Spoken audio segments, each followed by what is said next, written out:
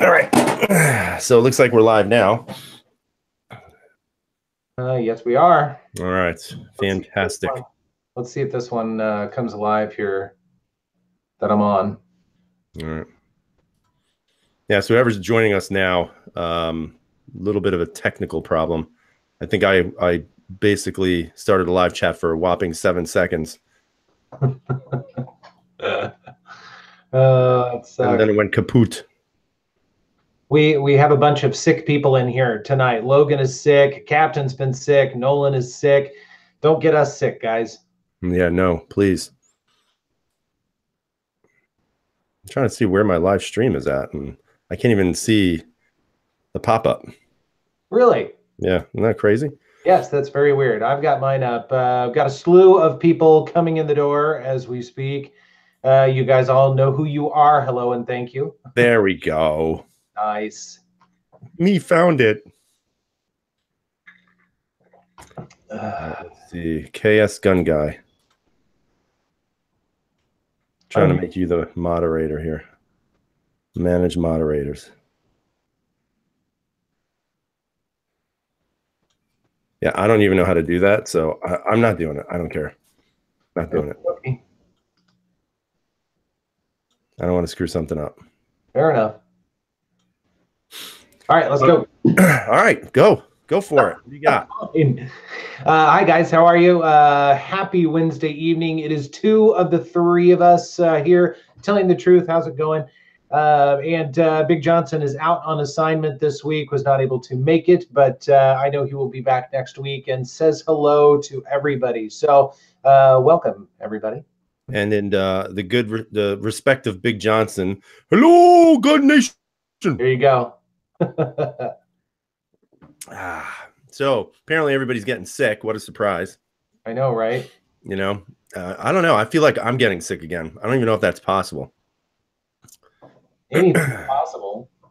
Let's see. So got a bunch of people here. Hello, everybody. Thanks for joining us. Thanks for joining me again 2 nights in a row. That's awesome. Yeah, I need to watch your chat. I didn't know you had that's nice. Chat last night. That's awesome. That's nice. Thank you. Thank you for not watching it. Hey, not a problem. Here to help. I was I badmouthed you and Big Johnson. As you should. As you should. I think it's something like I called you ass clowns or something like that. That we deserve every bit of it. Yeah. No offense. No offense. No, none taken. None taken. Oh, music lovers saying Jaeger is live chatting. Oh, sweet. All right. You know, feel free, everybody, to go and see James Jaeger. Hang out with James. Is he going to be answering questions, or are you going to have to pay for that? Yeah, probably going to have to pay for it. Out of curiosity. Probably going to have to pay for it. Yeah, it's called gun fever. You're right. Everybody's got it right now. I got it again. I'm sick of it. I'm sick of gun fever. I'm going to have to get another job. Yeah, right. All right, let's see. Mateo, that could be possible. I'm not sure. I don't want to ask. That could be a little delicate. So all he talked about was guns. Well, that's a good thing. I mean, hopefully that's what we're all here for. So that's a plus. Yep. Thanks, Dave. So we've been getting snow around here and ice. We're getting ice now. It's really nasty out. So nice. It's great stuff. It's just cold here now. We had a little bit of snow this weekend, but now it's just cold. All right, so shut up, KS, and let's get the show started. Let's talk about guns. Right. So as many of you know, they just released the other day an image of a Smith & Wesson 380, a new bodyguard apparently, that is sort of shaped like, it kind of looks like the full-size M&P or the compact, but a lot smaller, obviously. And then KS was telling me that it's actually bigger than the Shield. Is that right? That's exactly right. I think it's 0.6 inches longer than the Shield, and that was the only spec that I really paid attention to because I was thinking if it was a 380 Shield, I thought that'd be kind of cool. It's a good idea, especially for shooters that want something a little bit less powerful than a 9mm, and there are many. But this is actually a bigger gun, and of course, talk away. There were some other weird features about that. What'd you see? Yeah, I saw that grip safety on the back. Yeah, that's weird, man. I don't understand that at all. I kind of thought we got past that with some of the Springfields and that sort of thing, but Smith has decided to incorporate it for the first time on an M&P. I don't understand that. I mean, not only does it have a grip safety, but then it also has a safety on the frame, I think, right? Yeah, that's exactly right. In fact, it's an oversized manual paddle kind of safety. So it's got two built-in safeties plus whatever's on the trigger, although the trigger did look a little bit different. Right. So, but I know, I think I read that they are going to put it out without the safety on the frame also, but you'll still have the grip safety. Well, I don't know. Either way, the size is it's too big. I have no interest. I talked to Centerfire Shooting Sports today a little bit about it, and they were saying that they've got a lot of people there that probably will be very interested in it. Again, because of ease of manipulation and the 380 recoil and that sort of thing. And I totally get that, and I can appreciate that. And I like 380s too. They're kind of fun. I mean, they're just kind of fun to shoot. But for it to be practical, in my mind, it's got to be shield size or smaller. But I was not a big fan of the bodyguard, so I was kind of hoping they'd come out with reinvent the bodyguard to one degree or another. Yeah, yeah. I don't really see it, being a huge seller, only because of all the additional safety features. But who knows?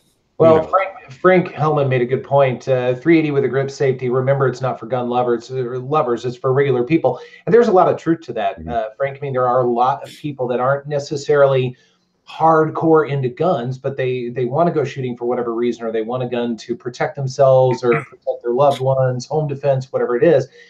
And that might be what they can manage or what they can do, or they just like 380, which is perfectly fine. And so that it's great to have those options. But that one, with that grip safety, just looked crazy. It looks like the gun was broken. So it's not for me.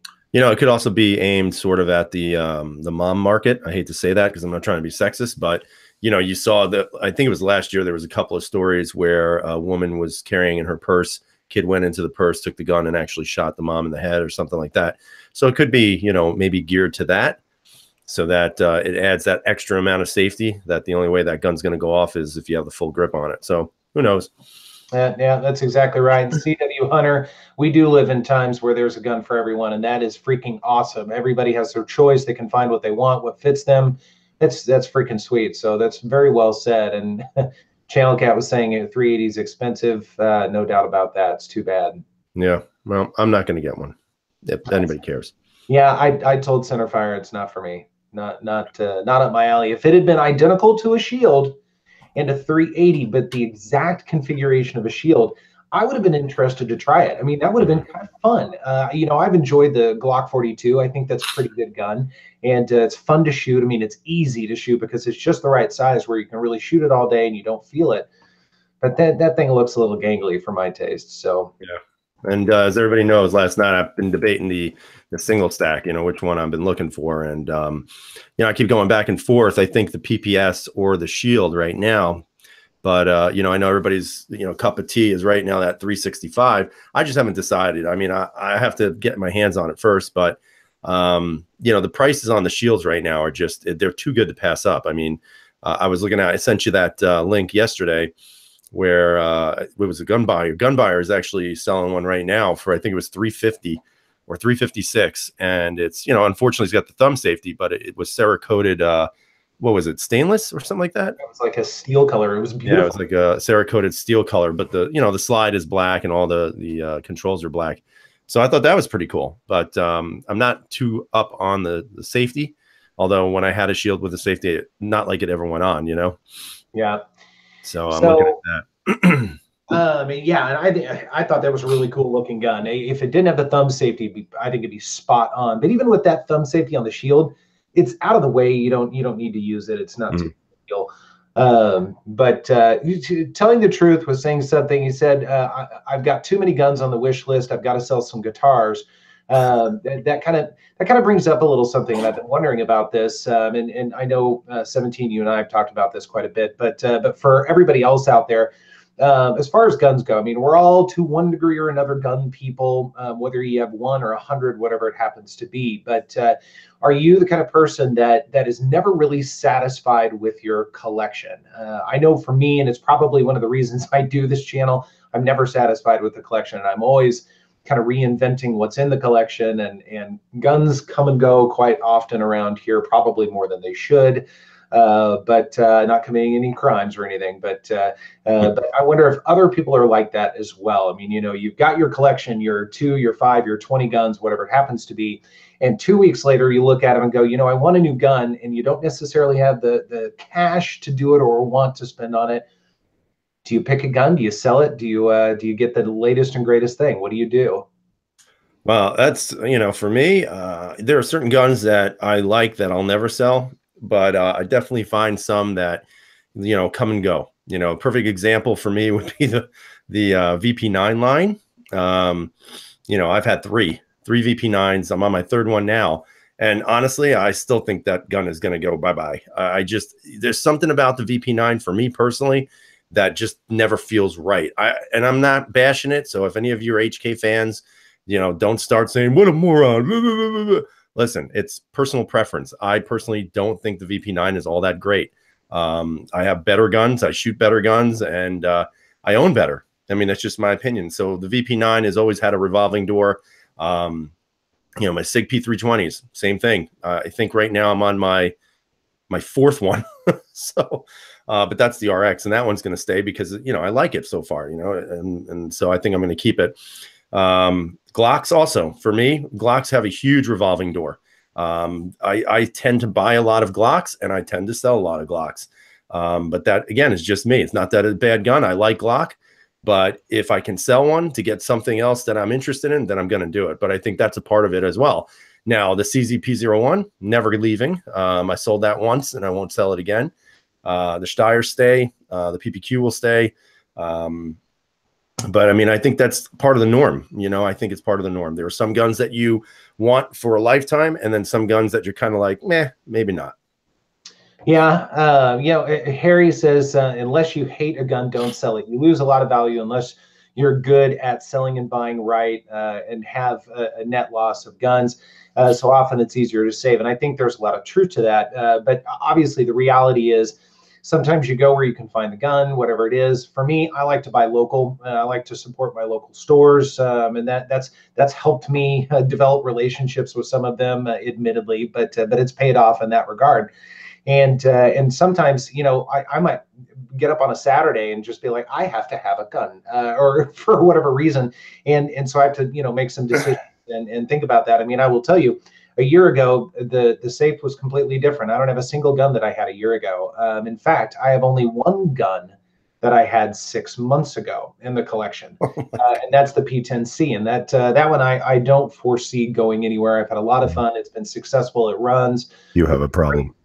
I have a problem for sure. Now I've got some recent acquisitions that I think are probably lifers. I mean, the Shadow 2, at least one of the two, and I've picked up 2 lately. It's a little bit of an addiction. I know, a little crazy, but so one of those would be probably permanent. But otherwise, you know, for me, I love the experience of trying as many different guns, and part of that is owning them. Part of that is sitting on the couch and dry firing, and you know, just kind of really immersing yourself in that firearm for whatever length of time it happens to be.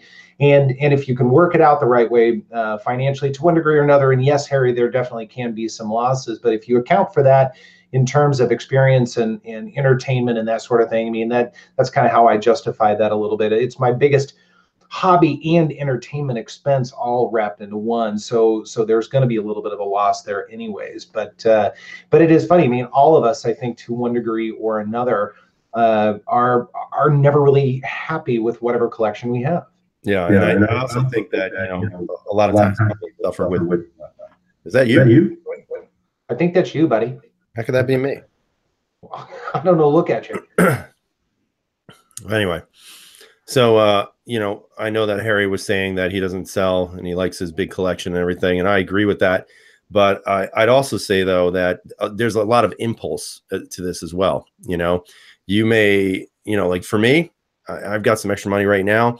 I have the urge to buy something. And, you know, every time I go online, because I shop online a lot, because around here, it's very difficult to find good deals in the stores, you know.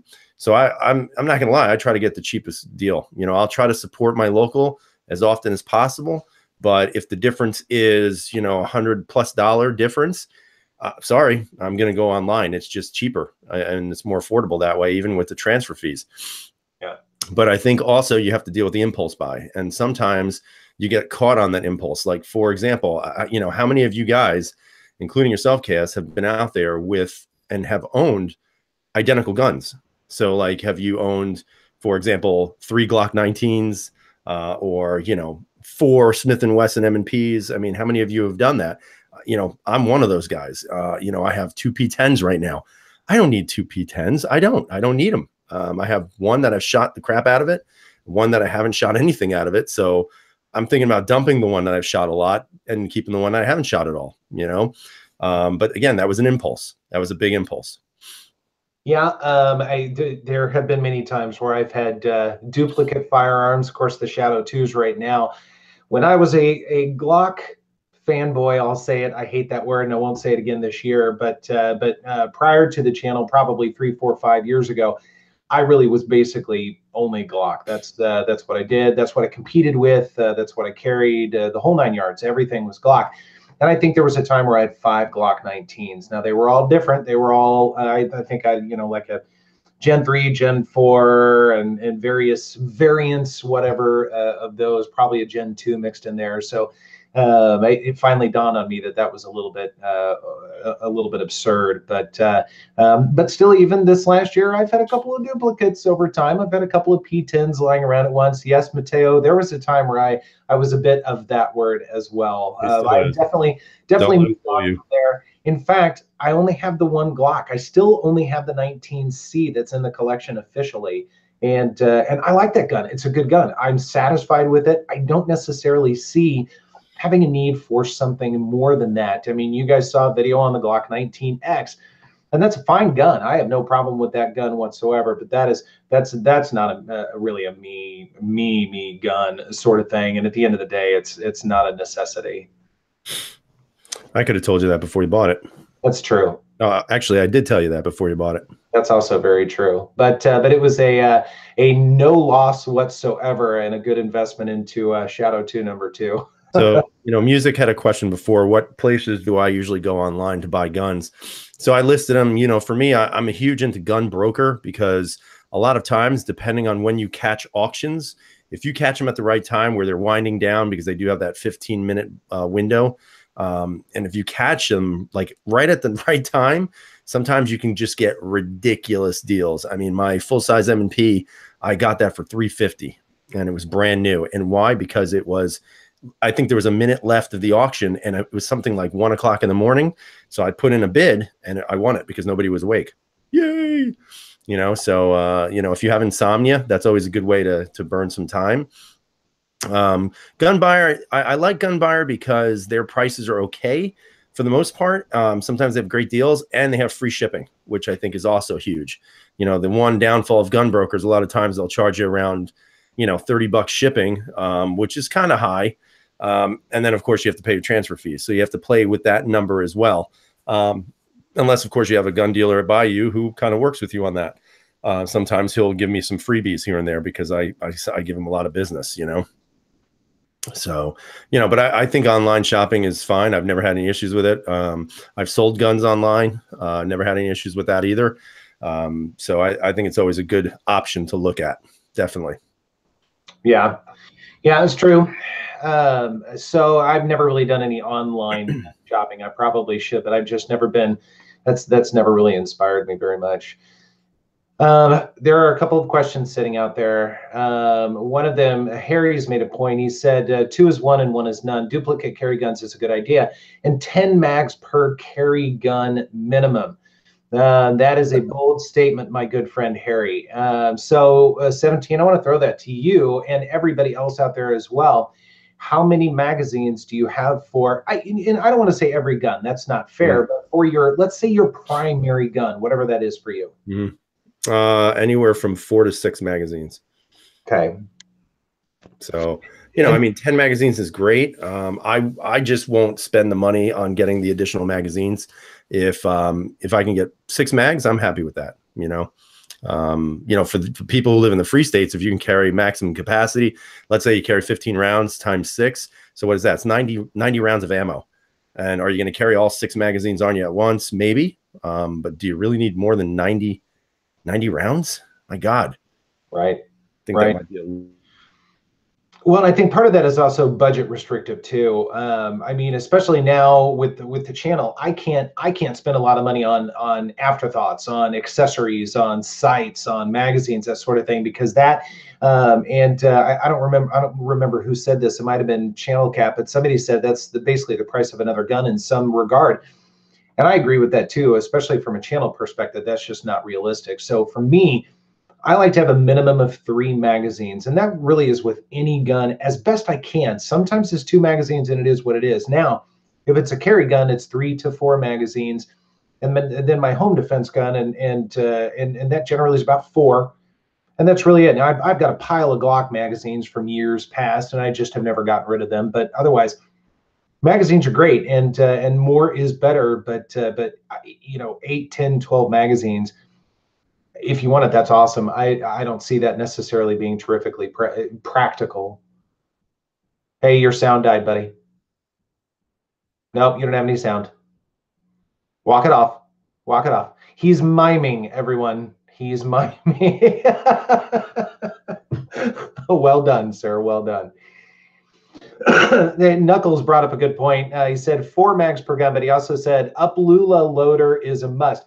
How many of you guys use one of those? I decided to try one of those, maybe last year, and they are fantastic. I absolutely love them, and especially from a range standpoint, it's absolutely fantastic. It makes videos much quicker, much easier, less wear and tear on the hands, all that kind of good stuff. So how many of you guys use those Uplula things? And Scott says, so you keep a mag for each day you keep the gun. Yeah, that's about right. That's pretty much it. Yeah. Okay, I hear sound from 17. All right, can you hear me now? I can hear you, but I can't see you. That's probably better that way. Well, I mean, I wasn't going to say it. How about now? Yes, now we can see you. Look, everybody, his IQ. Yeah. Yeah. I'm smart. So what were you talking about? I totally ignored you. We were talking about Uplula mag loaders. I've become a big fan. Yeah, everybody always tells me I should invest in one of those. And I've said it before, I've looked at them and I'm always like, I should buy one, I should buy one, I should buy one. And then I look at the price and I say, nah, I got thumbs, man. You know what? I'm going to toughen it out. Screw it. Yeah, I say give one a try. I highly recommend it. We have Big Johnson in the crowd trolling us. Troll. Do you want me to ban him? I think we should. We probably should. Don't ban him. He'll be mad for days. I'm going to put him in timeout. Okay, put him in timeout. That's fine. I got put in timeout on Rich's chat the other night, by the way. Well done. Yes, thank you. Uh-huh. I didn't even insult him. I said he looked like Kenny Rogers. To some, that might be an insult. Not the baseball player Kenny Rogers, the gambler Kenny Rogers. Okay. Oh man, that's fantastic. So whatever. So yeah, I mean, I think one thing you also have to consider with having that many magazines is if you're on the same platform of guns. So like, for example, let's say you have a Glock 17, 19, and a 26. Well, now you have, compatible magazines for all 3 guns. That way you can up the ante. There's a lot of Glock people out there who probably have 10,000 magazines because the Glock mags are all, whatever you want to call it, reciprocal, big word. And, of course, if you buy multiple guns of the same thing, so like, let's say you have 5 P10s, now you have 10 magazines, So I think a lot of times, or if you have a P07 and a P10, then you have the reciprocation of the mags as well. But I think a lot of times that's also something to be considered. Like, for example, I have the Steyr L9 and the M9, same magazines. So right now, currently, I have 6 magazines for either one of those guns. So I think sometimes that's also how you can get away with having multiple magazines for multiple handguns if you stay on that same platform. Yeah, no, that's a good point. It's a good point.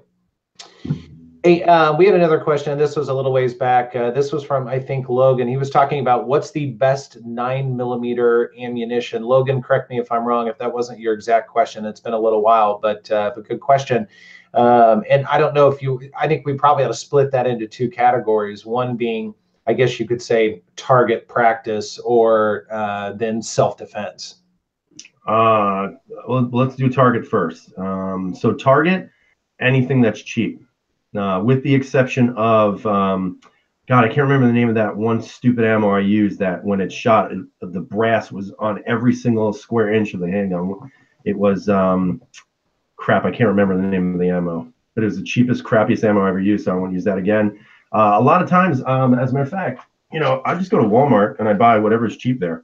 So like I got a couple of boxes of this, it's Federal brass, shoots well, doesn't, have any problems with it. I think on only one round ever, I had a light primer strike. But, for target ammo, anything that you can afford, I don't think there's necessarily, a right and a wrong on that. I'm not a fan of Winchester white box, and I'm not a fan of aluminum cased ammo. Gotcha. For me, target practice, I'm sort of the same way. It's whatever's cheap. I buy in bulk. My center fire kind of hooks me up, and I buy them by the case. And generally, it's about $190 for a case of 1,000, and that could be MagTech, it could be S&B, it could be Federal. It's kind of whatever is on sale through their distributors at the time. And generally speaking, I'll go with pretty much whatever. And I'm actually kind of okay with that from a gun testing standpoint, because you kind of get a sense of what the gun can handle, and it's a mixed bag of what you get a little bit. So I'm okay with that. I'm with you though on the Winchester white box. That's what I used almost exclusively last year because it was very cheap last year. But I started running into a lot of problems towards probably September, October or so, and I decided to stop doing that. But what about self-defense? Somebody mentioned it right there. HST,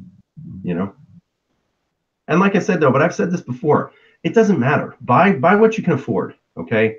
Buy something that's sort of reputable, but something that you can afford and carry it. If it's hollow point and it goes bang every time you pull the trigger, it doesn't matter. We get caught up in this about, what ammo should I carry? Listen, if you put a hot round coming out of a barrel into somebody's body, it's going to hurt, whether it's ball, whether it's hollow point.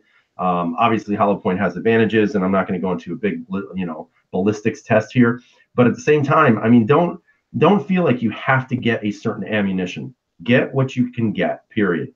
And just use it.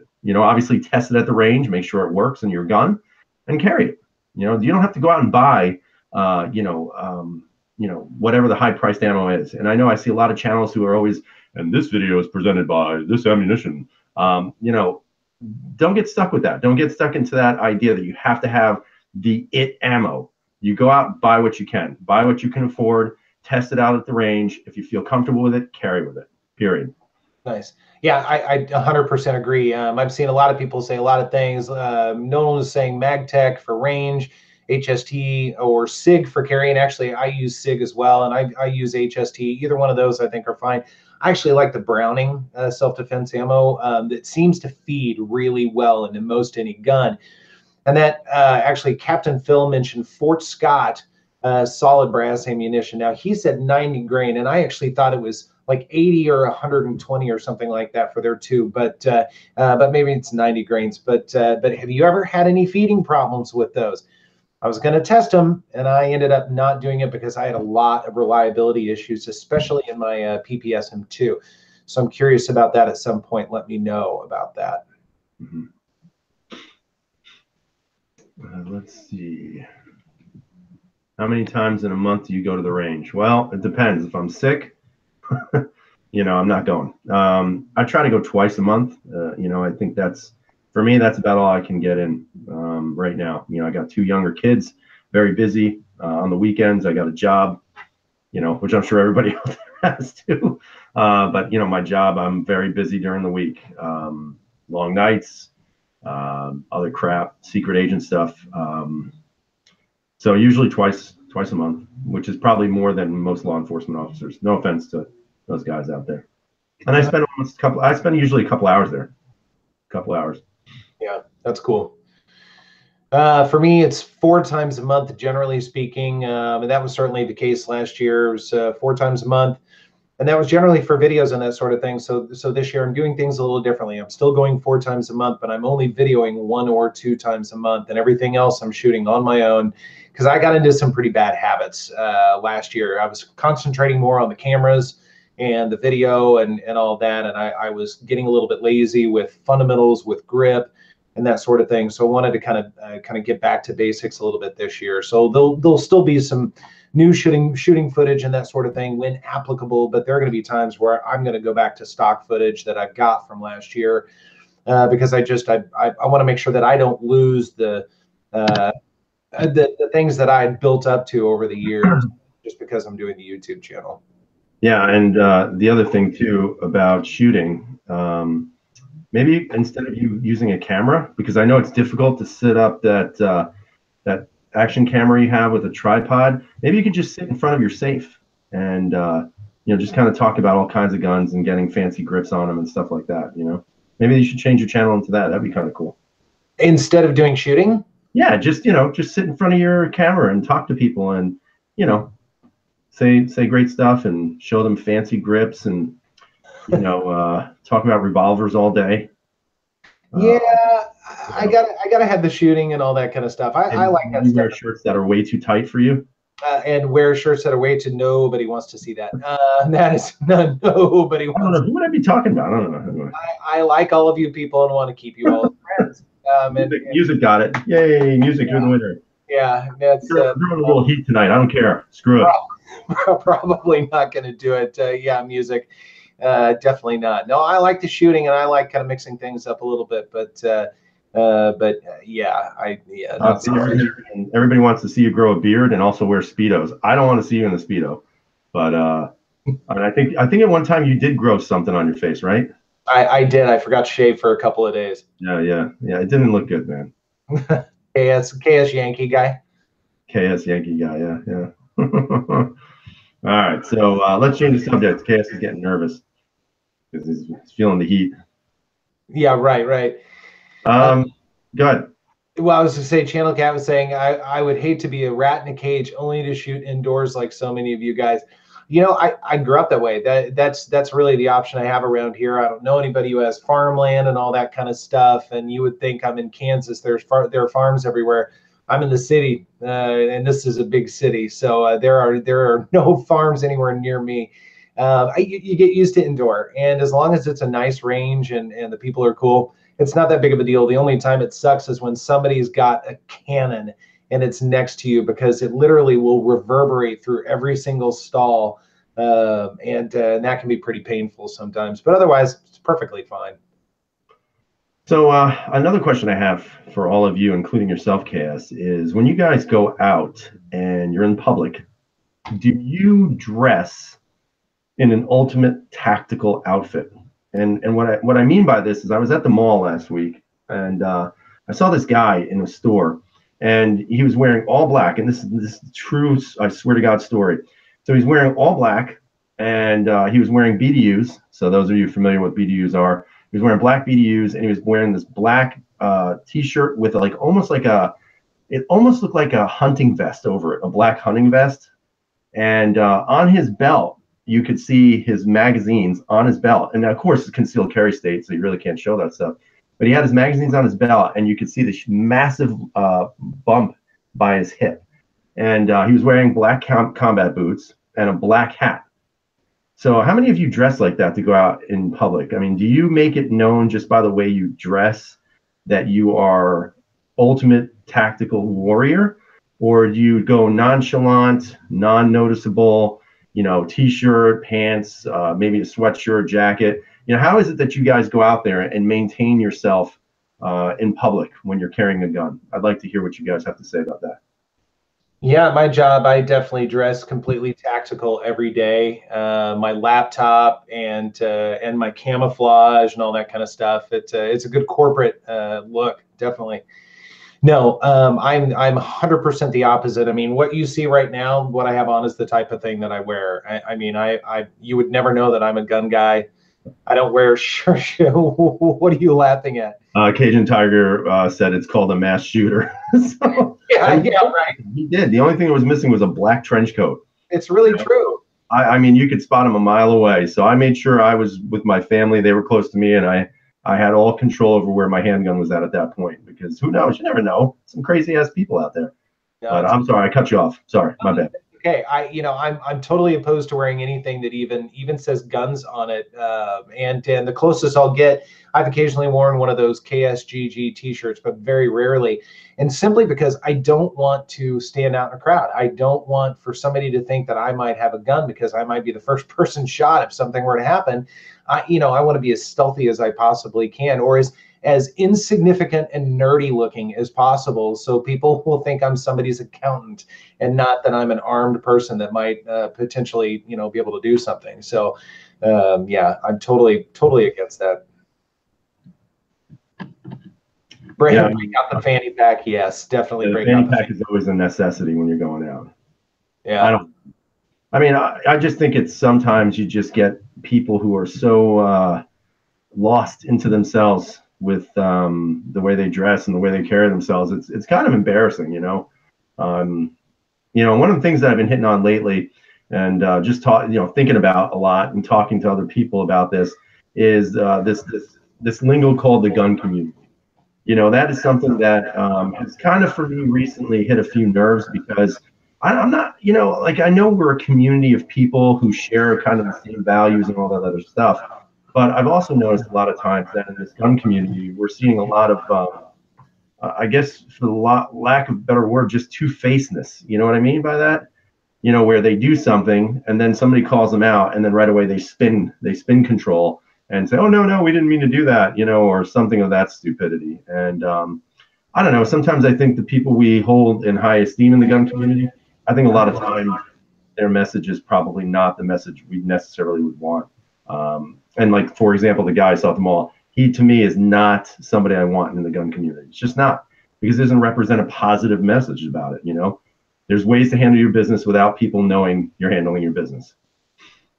Yeah, there's a wide spectrum of that, and I can deal with and tolerate and don't mind a good portion of that spectrum. I think when it gets to the extreme end of things, that's where it's not as much fun. I don't really mind. It's not that big of a deal. I just prefer not to be around those types of people when possible.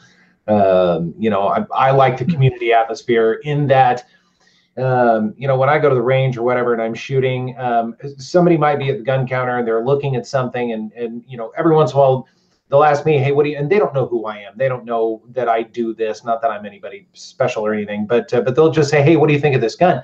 Strike up a conversation, and it's really fun. And you just kind of have a conversation about a gun, and you don't know the person, they don't know you. That's what I like about the community atmosphere. Right. It's all about the interest, and it's all about guns and Second Amendment and all that kind of stuff. I mean, that's what I'm after with all this. Yeah, I agree with that. I like having the conversations. I like learning about guns, and I like when people ask for an opinion of, what do I think about this, or what do I think about that? Because like I said, I've always said I'm not an expert, but at the same time, I try to use common sense in the approach about it, and the other day, again, gun store, I was in the gun store looking at some stuff, and this lady with her husband was there. And of course, they were talking to the guy who works behind the counter. Now, keep in mind, the guy who works behind the counter is like 70 years old. I think the last gun he owned was, an old revolver or something like that. So he's not necessarily up with all of the most recent stuff that's come out. So she's asking, well, what kind of gun, like that kind of stuff. And the husband was, well, I think you should get this gun or that gun. And so the guy recommended behind the counter a 380. And I'm sitting here saying, do you really want her to have a 380? Why not start at a 9mm, And they were looking at the bodyguards. And to me, the from what I've read, and again, I wouldn't own one, but from what I've read, the bodyguard was not that great of a pistol. It was a little bit plasticky, felt like junk, that kind of stuff. So they wound up buying this bodyguard when right next to it was a shield. And I'm sitting here saying to myself, could she have just gotten the shield? Maybe you should have introduced that to her so she could have felt the difference. But it was like there was no real communication between anybody there. And, I think sometimes, people look at people who work at the gun shop as experts, when in fact they're not exactly experts. Yeah. No, that's exactly right. I don't know. Every gun store is a little bit different, and a lot of times they're pushing their own inventory because it's their inventory. It's what they have. You know, a good gun store when they lay out 8 different guns of different sizes and just say, you know, let's pick up each one. Let's see what feels good. You know, maybe they've got a rental range, and if so, let's, you know, $15 and you can rent all of these. Let's see what feels good to you and that sort of thing. That's a good store. That's a good range. They're trying to do the right thing because they're trying to find something that fits you. When you go to a place and they say, well, we have the Glock 19. Right. You know, it's a fine gun. There's nothing wrong with it. And that's not a bad first gun at all. However, there are other options that might make more sense for somebody. So it just really depends. Real quickly, but I won't spend 30 seconds on this. Hang on. Who was it? Randy asked about an update on Hudson. The only update I have is at this time, Frontier and I, and to some degree Hudson, have all decided it's best that that be it for the time being. So that's it. So yeah. You don't want to add anything else to that? Nope, not at this time. Not at this time. You never know who's listening. Yeah, I hear you. I don't care, man. I would let it all come out. No, not happening. No, not happening. No, it's all good. You know, I actually saw a picture of the guy who owns Hudson. What's his name? Sai, I think. Sai. Yeah, he kind of looked like Yanni. You guys know who Yanni is? That I forget what he played, like a wind flute or something. He played a keyboard. Keyboard, whatever. Listen, I'm glad I didn't know it, but look how you noticed. And flute. So yeah, he kind of resembles Yanni. So once I saw that, I was like, yeah, I'm not buying that. Oh man. So speaking of guns that are going to be coming out in the March area, so we have the Archon. I think it's called now the Type B, the Archon Type B, because they can't use Strike B and they can't use Dorsal. So now it's called the Archon Type B. So that's coming out in March. Apparently, I am no longer on the waiting list for that. I decided a couple months ago I just wanted my money back, and I'm glad I did because I just don't trust them at this point. But if any of you out there are going to pick one up, I'd love to hear what you're going to say about it because, you know, they keep raving about this gun, but, you know, only a few people have shot it from what I've seen. Now, the other gun that I'm actually super excited about is going to be the Caracal USA. I am really looking forward to that handgun. That's supposedly going to be released in March as well. That's the one I'm looking at really hard right now. I think that's going to be a must and a definite for me. And then, of course, the Masada, the IWI Masada. I'm kind of interested in that, but you know, again, until it comes out, and I guess they didn't show up at SHOT Show. I guess they weren't there with the gun, so I don't know what happened with that. Well, might mean that they aren't coming to the shores anytime soon. Yeah, maybe not. Maybe not. Real quickly, Terry was asking about selling a P10C that's basically like new, and I was suggesting 475 to 500. Terry, is it FDE or is it black? That can make a little bit of a difference. The blacks are absolutely out there, and the FDEs are becoming much more prevalent. I'm kind of seeing them everywhere around here now, but the FDEs are still worth a little bit more. Let's see, just bought a new one with night sights for 450. That's a steel. Is it black or FDE? Might be curious about the black. Okay, so yeah, Terry, I mean, you could certainly get 450 out of it if it's basically like new, but maybe even 475, close to 500. So hey, shiny new. No, that's my old. Oh, that's the old one. Okay. That's the one I'm going to sell. I am selling that. Heartland, thank you. We'll let that one sit where it sits. Oh, but yes. What else is going on here? So IWI does a ton of foreign military sales. This is from Harry.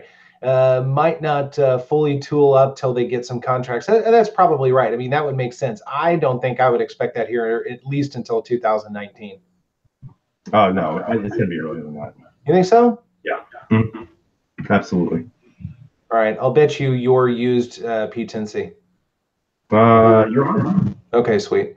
All right, if I win, What is with your speakers? Why are they so loud? It's your speakers, sucker, not mine. Not mine, it's yours. Mine are barely on. So are mine. Whatever, liar. Maybe I'm God. But yeah, no. If I win, what are you going to give me? I'll give you your used P10C. Okay, good, great deal. Yeah, no, I think it'll be out this year. I think it'll be here this year, hopefully. But again, it's about demand. If there's demand and there's people willing to pay money, then it's going to happen. Period. That's true. Hey, telling the truth, that's a question. True Glow TFX Pro night sights versus what? I think that's what he's asking.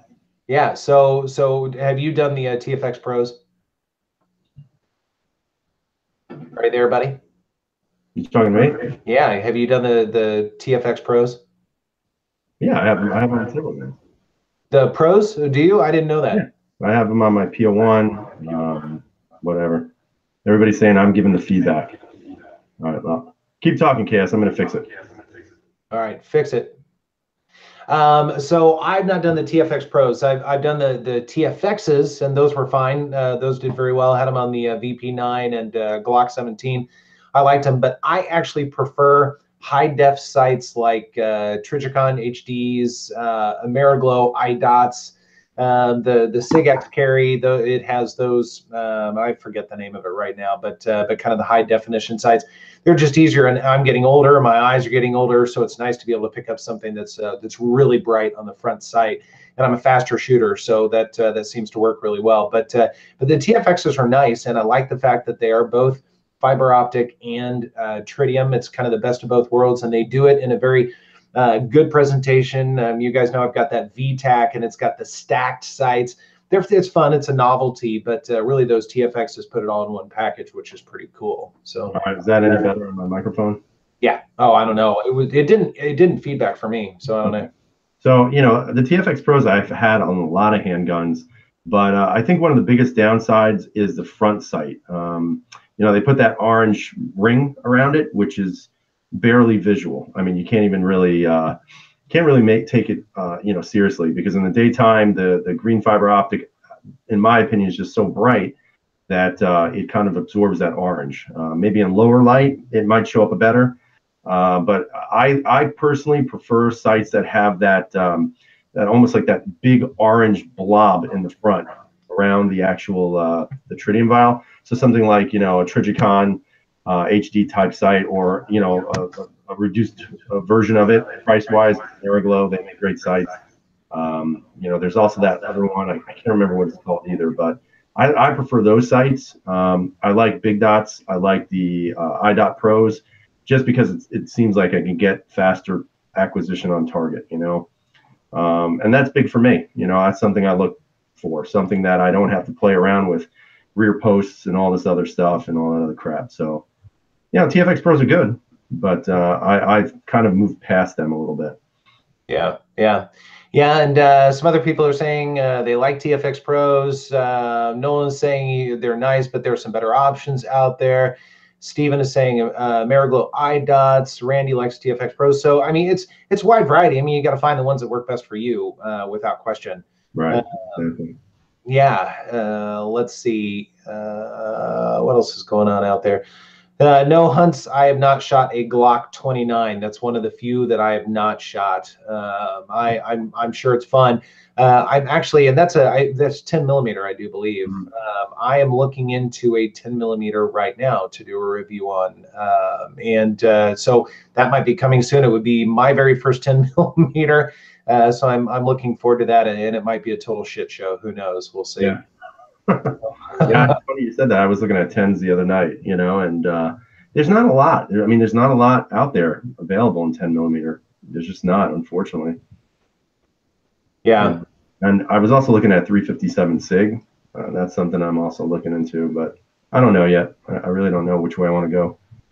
357 SIG would be really fun. That would be fun to try. That's not something that I would invest in from a firearm standpoint.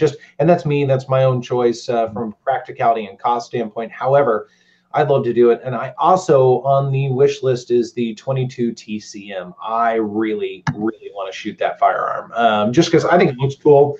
And they're supposed to be incredibly loud with no recoil, and that just looks cool. I know Nolan's reviewed one of those. He had some fun things to say about that. In fact, I watched that video again last night, so I was kind of curious about that. But yeah. James, I've never shot a Wilson Combat EDCX9. In fact, I've never shot a Wilson Combat at all. So they're too nice. Yeah, they're too nice for me. I held one the other day, a little 9mm double stack carry that's supposed to be really rare, and it was pretty sweet, but it was $3,000. Yeah, no. $3,000. No way. That's crazy. Yes, Frank, there are a lot of guns I have not fired but would really, really like to. They got a long ways to go, brother. Got a long ways to go. Mateo is saying the TCM is awesome. Yeah, it just looks cool, man. I think it just looks, it's a little, what, isn't it basically a shorter 223, basically? That's pretty much all it is.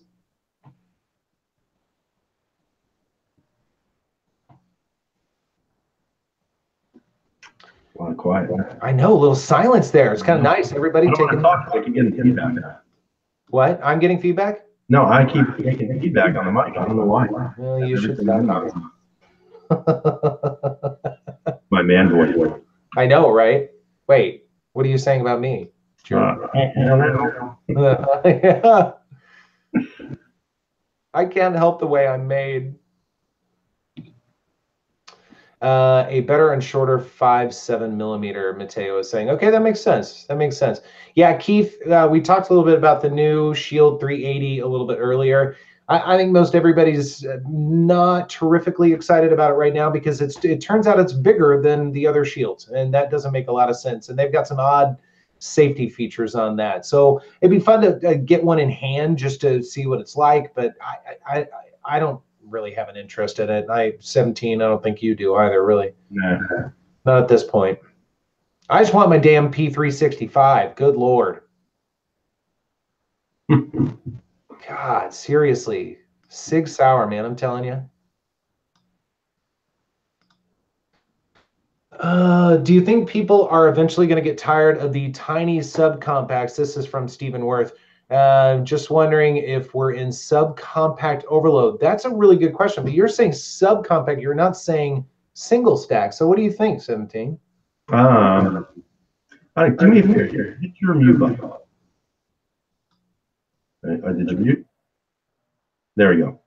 Yeah, now there's no feedback, so whatever. I'm going to blame you. So anyway, yeah, you know, I don't really know. I don't have any subcompacts.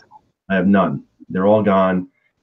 If I was going to go back to a subcompact, I'd go with a single stack just for summer carry months, that kind of stuff. But I don't really see a use for them because, again, it's all about how you dress. I mean, I don't wear, you know, a polo shirt from Hollister that's extra large that fits a small.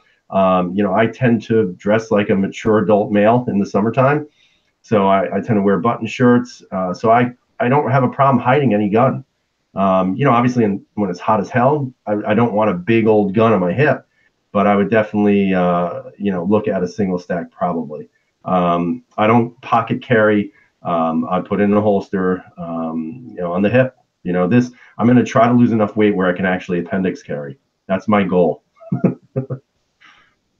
Nice. Mateo made a really good point. So long as concealed carry is on the rise, or at least continues to be as popular as it is, pocket gun fads will hang on. And I think you're absolutely right. And I would extend that a little bit, not only pocket guns, and I say pocket guns as maybe 380s or micro 9mm, but also getting into subcompacts, which are, you know, they're bigger guns, let's face it. I think they will continue to be popular. I think you're absolutely right. Now, I'm going to pick on a couple people here for a minute because I saw a couple of comments about 380 or the 380 Shield being specifically designed for weak people or men or women or like disabled men or women. I don't think that's absolutely true. I truly don't. I think a lot of times you pick the firearm for the occasion and the dress and the attire and practicality and that sort of thing. So sometimes something that's extremely small, that's very practical, might be the best option for you for carry. And that sometimes can be something like a 380. It's all about whatever the best gun is for the situation, as far as I'm concerned. Now, I get it. Carry the biggest gun you possibly can. A lot of people say that. Nothing wrong with that. But that isn't true for everyone. It really isn't. And sometimes people need to be very conscious of their carry and their profile and that sort of thing. And so I think it all comes down to situation. I truly do. Now, interestingly enough, some people are bringing up the 509 in this discussion. That, I mean, it's not dealing with the subcompact, obviously, but that's kind of interesting. You know, I've been looking at the 509 lately, and that's a gun that I do like a lot. But Harry made kind of an interesting comment, saying that in the store it's not so great, but it shoots really well. When I held it in the store, the thing felt like a piece of crap. And it not the ergonomics, just the way it was built. It did not feel that great. You know, and I can't really explain it. I just held it in my hand and I tested the trigger, and I hate that trigger on there. But yeah, it's always the same thing. I always hear that about FNN, that in the stores, not so great, but then when you shoot it, great. So I don't know. What are your thoughts about that? 509? Yeah. Sorry, I was reading comments too. 509 was a fine gun. There was nothing wrong with it. It was not the most exciting gun I shot last year, but it was a good gun. It was built kind of like a tank. So I think it could really kind of take a licking and keep on going, so to speak. And the ergos were good. I mean, it was a good quality gun. I have nothing bad to say about it. It just wasn't real exciting for me. Mm-hmm. Yeah, I was hoping they'd come out with a little more of a compact or something like that, but you know, not such a long rip. But I guess that at the time, I think it was big because they're all going for the government contract, you know. Right. And then somebody also brought up the CCP. I like the CCP. I still think Walther should have made that damn CCP the subcompact PPQ. You know, get rid of the gas blowback. You know, make it a regular, normal, everyday takedown and all that other stuff. But I still wish they would have done it, because I actually really like that gun. But you know, it just has a very long history of having issues with it, and that's what's always kept me away from it. And the fact it was built in Numerex as opposed to Ulm. But I don't know, man. Like, I still like the gun. The ergos are great, but I just wish they would have maybe made it a normal handgun, so to speak. Yeah, I understand. Well, it's 7:58, brother. Okay. All right. So we're about to get out of here. So we'll let KS kind of talk his way out, and then I'll say goodbye to everybody, and then we'll be done for the day. Yeah, right on. Guys, as always, thank you very much for joining us. We always have a blast with you guys. It's so fun to hear all the different perspectives and all the great opinions and also suggestions. You guys always give us great ideas for future content and challenges. So that's awesome. We really appreciate that. As always, check out everybody's channels in here. There's some great channels out there. Of course, those of you who are sick, get better. Seriously, that's for all of us. Get better. So I hope you do very soon. And guys, thanks again for joining us. And as KS has said, thanks everybody for joining us tonight on another super amazing conversation. Really quick, Humble Marksman, we can't talk you in or out of the P320RX. All I can tell you is I have one and I like it. If you want it, buy it. I really like the gun. So I hope everybody out there stays safe. Hopefully you guys avoid this flu that's going around like wildfire right now. And, you know, join us next week. We appreciate you being here. Keep watching our channels and everybody else out there, and have a great night. Later, guys. See ya. See ya.